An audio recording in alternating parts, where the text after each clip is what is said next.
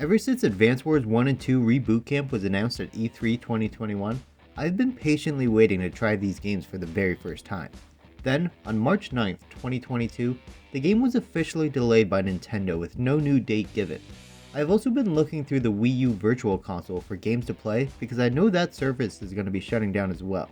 So, I figured getting the first Advance Wars on the Wii U would be a great way to tide me over until Reboot Camp comes out.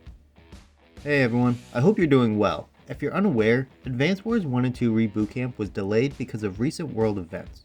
The plot of the game does involve war and invasions, so Nintendo decided to delay the game for the foreseeable future. I completely understand Nintendo's decision, and I have no issues with the decision to delay the upcoming remaster. I decided to download and play this game because I have always heard it named as one of the best Game Boy Advance games of all time, and growing up, I never had the opportunity to try it. I hope me playing a game about war doesn't offend anyone. My only intention with the video is to give a fresh perspective on a game that is considered a classic in the eyes of many people who have played it in the past. So thank you for the understanding. With that being said, let's take a look at the ins and outs of the game and see where it should be in your backlog. At first glance, I'm sure you're going to notice the visuals. Overall, I think the visuals are fantastic. There are some vehicle designs that are a little too similar to others, but given the graphical limitations of the Game Boy Advance, I think it works overall. It was never a big issue for me. The character designs, on the other hand, were great.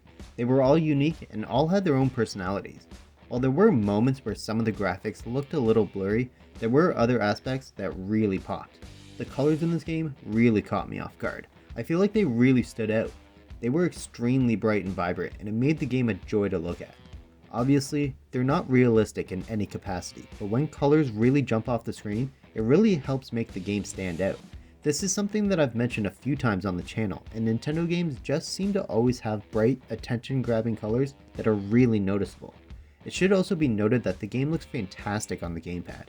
You have the option of playing the game solely handheld if you wish, and I absolutely made use of it. The sound effects, on the other hand, aren't anything fantastic. They work, they do the job, but there's nothing special about the sounds of the game. Gunfire sound effects sound like you would expect, and navigating the speech boxes is fine. There's no voice acting, which I wasn't really expecting anyways, but it does help make the sounds of the game feel anything but special. The music, on the other hand, was extremely catchy. It has music that I could just sit and listen to on repeat, and oftentimes I did. When I would just take a break after completing a mission, oftentimes I would leave it on the menu screen just to have the music in the background in my home. With different tunes for whose turn it was, victories or losses, menu screens, or who's talking, it never got stale in my mind. They were all extremely catchy and flowed together quite well. As for the story of the game, it's all told through dialogue text boxes, and it worked just fine. It gave personality to the story, as each moment was written as if from the perspective of that person talking. Basically, the entire thing is moments of dialogue between two or more characters, and they'll mention an aspect that moves the plot forward to the reader. In that sense, it's done quite well. The dialogue in one moment was never too heavy.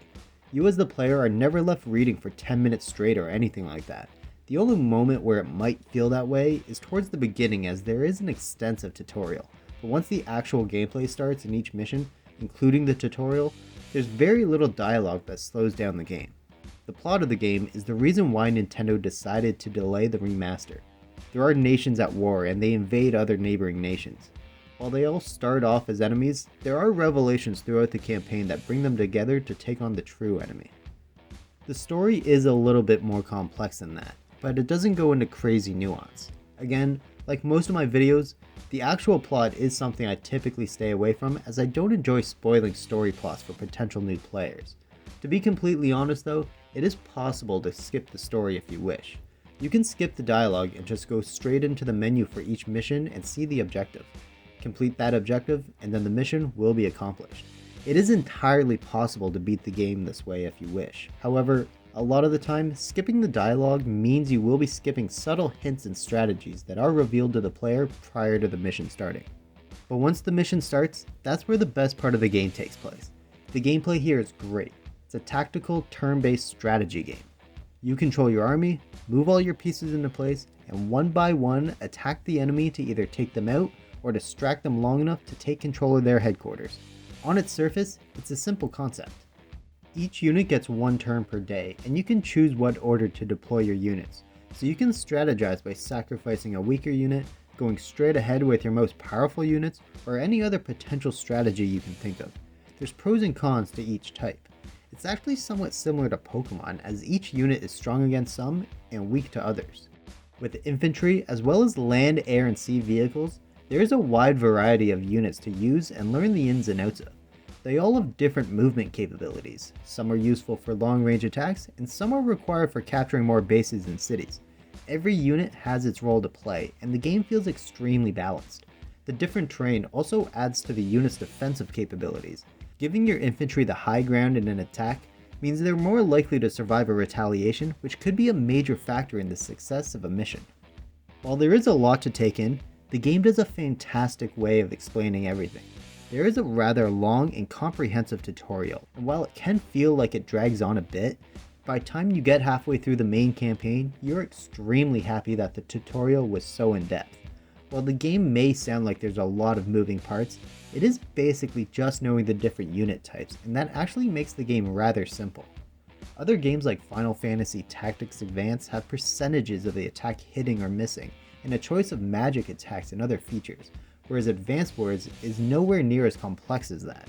While I think the tutorial is absolutely necessary for someone new to the game, I think it's still a game that is easier to pick up if you usually don't play these styles of games.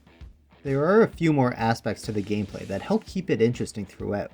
You start off with one character, and throughout the campaign, you do get the opportunity to use a few others, and they each have their own strengths and weaknesses, as well as their own power move.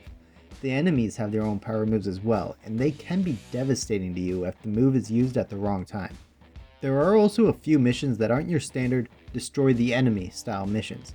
There are some missions which force you to play a completely offensive or completely defensive style, and that helps break up any feeling of the missions getting stale or repetitive.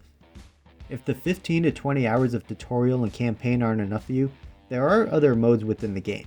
The game has an advanced campaign after you beat it for the very first time, and it is not easy. I lost in the very first mission of Advanced Campaign, and I'm currently still working my way through it. There is also a bunch of preset maps you can purchase with in-game currency, so you can play single missions against an AI opponent or against friends on the same system. You'll have to pass the gamepad back and forth, but it does work. If you don't like the presets, there's also a fairly in-depth map creator, so you can create your own map if you wish, and you can use that creation as the map against an AI or a friend. There is also a system link menu option, which I can't test if it works. I assume this is a leftover option from the Game Boy Advance. I don't see how you can link multiple Wii U's together. If it's possible, let me know down below. I just don't have a way to test it. With all of this though, there are a few flaws in the game. The most egregious of them in my mind is there's no mission select during the campaign. If you beat a mission, you move forward. If you want to try and get a better score on it, you have to restart the entire campaign and work your way back to that mission. If the one you want to retry is 11 missions in, too bad. Do all 10 previous missions again, and then do better on number 11, and then move forward.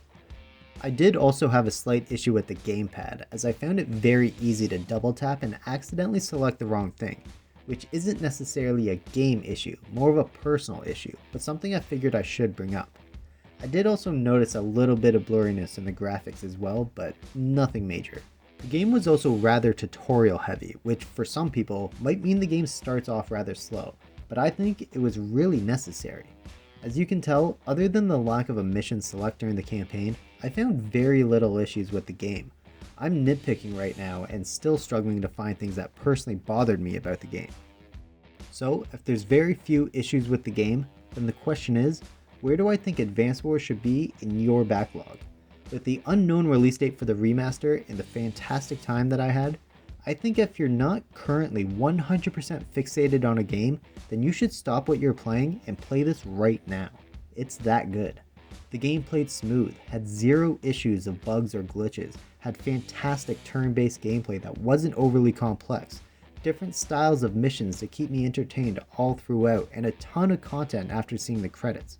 I was already looking forward to the remaster because I wanted to try the game for the very first time. Now, it is absolutely a day one purchase for me. I can't wait to have a way to play this on the Switch. And there we have it. where I think Advance Wars should be in your backlog. Let me know down below if you're looking forward to the remaster, or are you going to play an older version of the game like I did. If you enjoyed the video, be sure to hit the thumbs up, it really helps out a lot. And please share the video with anyone who might enjoy it. If you're new here, be sure to hit the subscribe button for more video game related content. Thanks for making it to the end of the video. Thanks for watching.